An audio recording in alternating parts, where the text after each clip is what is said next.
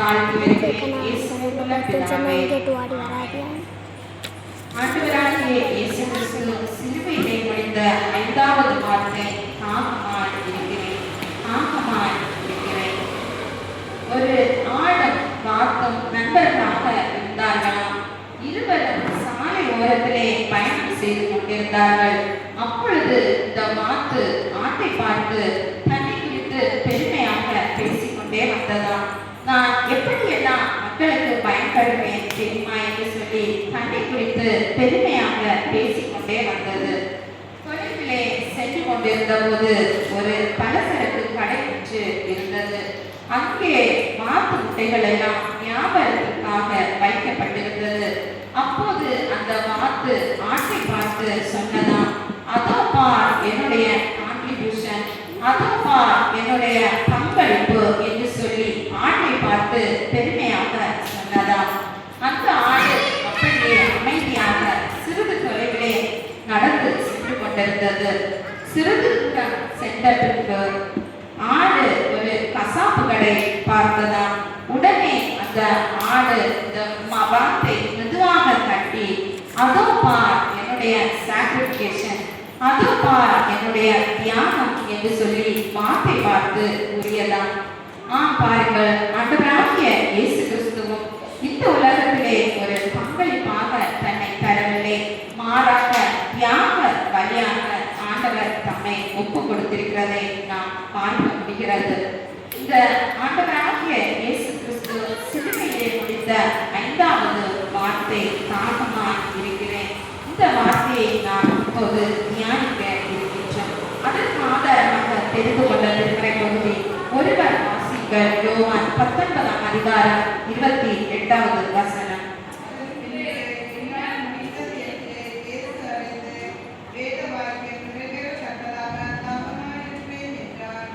அதன் பின்பு எல்லாம் முடிந்தது என்று இயேசு அறிந்து வேத வாக்கியம் நிறைவேறத்தக்கதாக தாகமாய் இருக்கிறேன் என்று ஆண்டவராகிய இயேசு கிறிஸ்து குறிப்பிடுகிறார். குறிப்பாக நாம் பார்க்கின்ற போது இந்த யோவான் நற்செய்தி நூலிலே அதிகமாக தண்ணீரை பற்றிதான் கூறப்பட்டிருக்கிறது. குறிப்பாக கானாவிலே தண்ணீர் ரசமான நிகழ்வு, சமாரிய ஸ்திரீ தாகத்திற்கு தண்ணீர் கேட்ட நிகழ்வு, பெதஸ்தா குளத்திலே சுகம் பெறுகின்ற நிகழ்வு மற்றும் அந்த வரிசையிலே ஆண்டவராகிய இயேசு கிறிஸ்துவும் தாகமாய் இருக்கிறேன் என்று சொல்கின்ற நிகழ்வும் இந்த யோவான் நற்செய்தி நூலிலே கூறப்பட்டிருக்கிறதை நாம் பார்க்க முடிகிறது. இந்த வார்த்தையை நாம் பார்க்கின்ற போது வேத வாக்கியம் நிறைவேறத்தக்கதாக தாகமாய் இருக்கிறேன் என்று ஆண்டவராகிய இயேசு கிறிஸ்து கூறுகிறார். தாகம் எல்லா மனிதருக்கும் எல்லாருடைய வாழ்விலும் காணப்படுகின்ற ஒன்று என்றால் நம்மால் மறக்க முடியாது. தண்ணீர் இல்லாமல் எந்த ஒரு உயிரினங்களும் இந்த உலகத்திலே உயிர் வாழ முடியாது. அது மனிதனாக இருந்தாலும் சரி, மரச்செடி கொடிகளாக இருந்தாலும் சரி, தண்ணீரின்றி எதனாலும் இந்த உலகிலே வாழ முடியாது.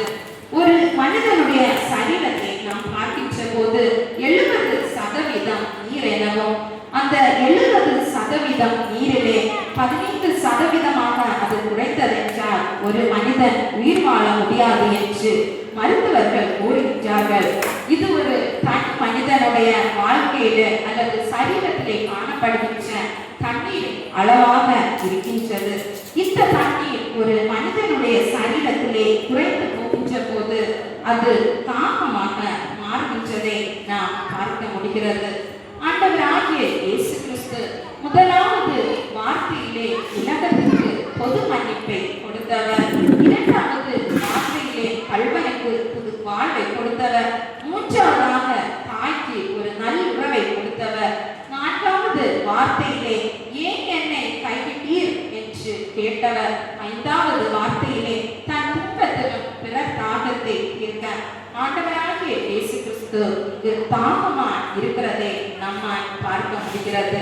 தாகமாய் இருக்கிறேன் என்று ஆண்டவராகிய இயேசு கிறிஸ்து சிலுவையிலே கூறுவதை நம்மால் பார்க்க முடிகிறது. நாம் கிறிஸ்துவின் தவிப்பு என்ற தலைப்பிலே ஒரு சில வார்த்தைகளை நாம் பார்க்க போகிறோம். தாகமாய் இருக்கிறேன் என்பது என்பது ஒரு தவிப்பின் அடையாளமாக இது காணப்படுகிறது. நாம் யோவான் 7ஆம் அதிகாரம் 37வது வசனத்தை பார்க்கும்போது ஒருவர் வாசிங்கள். யோவான் 7ஆம் அதிகாரம் 37வது வசனம்.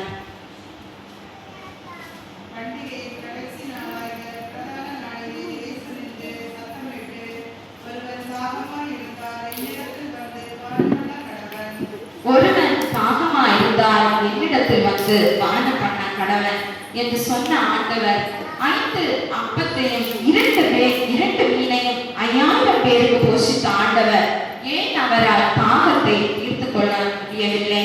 ஏன் அவரால் தாகத்தை தீர்த்து கொள்ள முடியாதா? அவர் நினைத்திருந்தால் இந்த காட்சி கூட தண்ணீராக மாற்றி இருக்கலாம். ஆனால் அவர் சிலுவையிலே நமக்காக மனிதனாக வலிகளோடு தொங்கிக் கொண்டிருப்பதை நாம் பார்க்க முடிகிறது. குறிப்பாக ஆண்டவராகிய இயேசு கிறிஸ்து மற்றவர்களுக்கு தான் உதவிகளை அற்புதங்களை நிகழ்த்தினாரே தவிர அவர் தன்னுடைய சொந்த தேவைக்காக அவர் எந்த ஒரு அற்புதங்களை செய்யவில்லை. குறிப்பாக இயேசுநாதர் வியாழக்கிழமை இரவு முதல் வெள்ளிக்கிழமை சிலுவையிலே அறைப்பட்டு தொங்க விடப்பட்ட நேரம் வரையிலும் ஒரு சொட்டு தண்ணீர் கூட அவர் பருகவில்லை. வியாழக்கிழமை அவர் கைது செய்யப்படுகிறார். கைது செய்யப்படுகின்ற நேரம் முதல் பல இடங்களுக்காக விசாரணைக்காக அவர் அலைக்கழிக்கப்பட்டார். முதலாவதாக அண்ணாவிடம் விசாரணை, இரண்டாவதாக காய்பாவிடம் விசாரணை, மூன்றாவதாக சனகரின் சங்கத்தாரிடம் விசாரணை, நான்காவதாக பிலாத்துவிடம் விசாரணை, ஐந்தாவதாக ஏரோதிடம் விசாரணை, மறுபடியுமாக மீண்டும் பிலாத்துவிடம் விசாரணையாய் என விசாரணைக்காக அவர் அலைக்கழிக்கப்படுவதை நாம் பார்க்க முடிகிறது. அதைத் தொடர்ந்து அவர் சிலுவையிலே அறையப்படுவதற்காக கொல்கதா நோக்கி சிலுவையை சுமந்த பயணம், சாட்டை அடி, முழு கிரீடம்.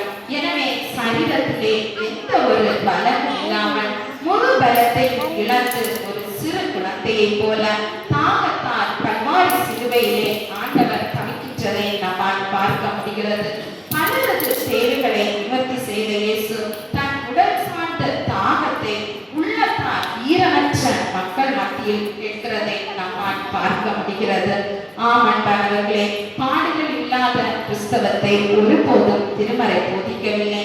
பாடுகளோடு உள்ள வாழ்க்கையை தான் ஆண்டவர் திருமறையும் கற்றுத் தருகின்றதை நாம் பார்க்க முடிகிறது.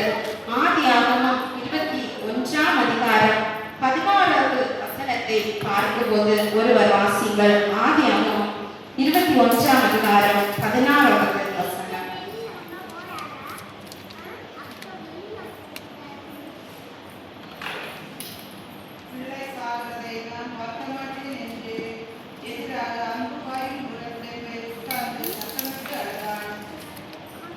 அங்கே நாம் பார்க்கின்ற போது இஸ்மவேல் கண்ணீர் ஊற்றி மரிக்கும் தருவாயிலும் ஆகார் சத்தமிட்டு அழுததை தேவன் பார்க்கிறார்.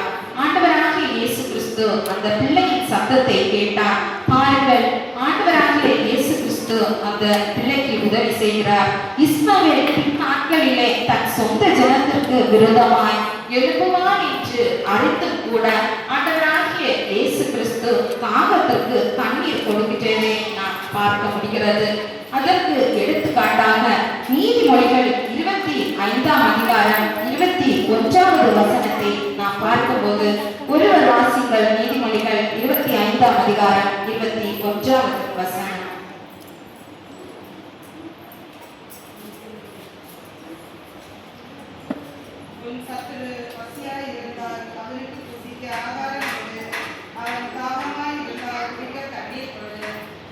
சத்துரு பசியாயிருந்தால் அவனுக்கு புசிக்க ஆகாரம் கொடு, அவன் தாகமாயிருந்தால் குடிக்க தண்ணீர் கொடு என்று சொன்ன ஆண்டவர் தண்ணீருக்காக தவிக்கின்றதை நம்மால் பார்க்க முடிகிறது. இரண்டாவதாக நாம் பார்க்கின்ற போது மக்களின் நிராகரிப்பு. 1 ராஜாக்கள் 17ஆம் அதிகாரம் 10ஆம் வசனத்தை பார்க்கும்போது அங்கே திருப்பணிக்காக சாரிபாத்துக்கு சென்ற எலியா அங்கு கண்ட விதவையிடம் தண்ணீர் கேட்கிறார். அவருடைய தாகம் தீர்க்கப்பட்டது. ஆனால் இயேசுவின் தாகமோ நிராகரிக்கப்பட்டது. ஆண்டவராகிய இயேசு கிறிஸ்து தாகத்திற்காக தண்ணீர் கேட்கின்றார். கொடுத்ததோ காடி. தண்ணீர் தாகத்தை தீர்க்க, காடியோ உணர்வை மறைக்க. சிலுவையிலே தொங்கிக் கொண்டிருக்கிறவர்களுக்காக காடியை கொடுப்பார்கள். ஏனென்றால் அவர்கள் தன் வேதனையை மறப்பதற்காக அந்த காடியை கொடுப்பார்கள். ஆனால் நம்முடைய ஆண்டவராகிய இயேசு கிறிஸ்து அதை வாங்காமல் நம்மை மீட்பதற்காக சிலுவையிலே நம்மை ஒப்பு கொடுப்பதை நாம் பார்க்க முடிகிறது. இங்கு ஆண்டவராகிய இயேசு கிறிஸ்து தண்ணீர் கேட்டதற்கு காடியை கொடுக்கின்ற நிகழ்வை ஆண்டவருக்கு ஏற்பட்ட நிராகரிப்பு என்று நம்மால் பார்க்க முடிகிறது. 2000 ஆண்டுகளுக்கு முன்பாய் கல்வாரி சிலுவையிலே தாகமாய் இருக்கிறேன் என்று சொன்ன குரல் மங்கி போகவில்லை. இன்றும் நம்முடைய காதில் ஒலித்துக் கொண்டுதான் இருக்கிறது. ஆனால் நம்முடைய ஆண்டவராகிய இயேசு கிறிஸ்து நம்மை மீட்பதற்காக சிலுவையிலே ஒப்பு கொடுக்கிறதை நாம் பார்க்க முடிகிறது. லூக்கா 11ஆம் அதிகாரம் 11வது வசனத்தை பார்க்கும் போது ஒருவர் வாசிங்கள். லூக்கா 11:15 வசனம்.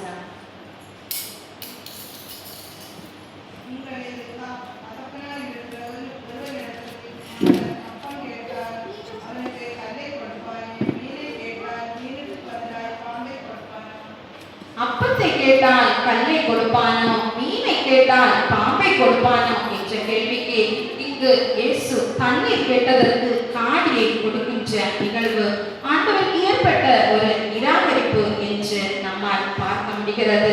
எந்த ஒரு திருச்சபை ஆனாலும் சரி, எந்த ஒரு மருத்துவமனையாக இருந்தாலும் சரி, அங்கே ஒருவருடைய தியாகம் பிரதிபலிப்பதை நம்மால் பார்க்க முடிகிறது.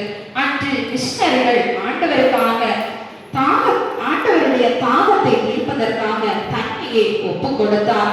இன்று ஆண்டவருடைய தாகத்தை தீர்ப்பதற்கு எப்படி நாம் முயலுகின்றோம், எப்படி வாழுகின்றோம் என்பதை நாம் சற்று சிந்திக்க அழைக்கப்படுகின்றோம்.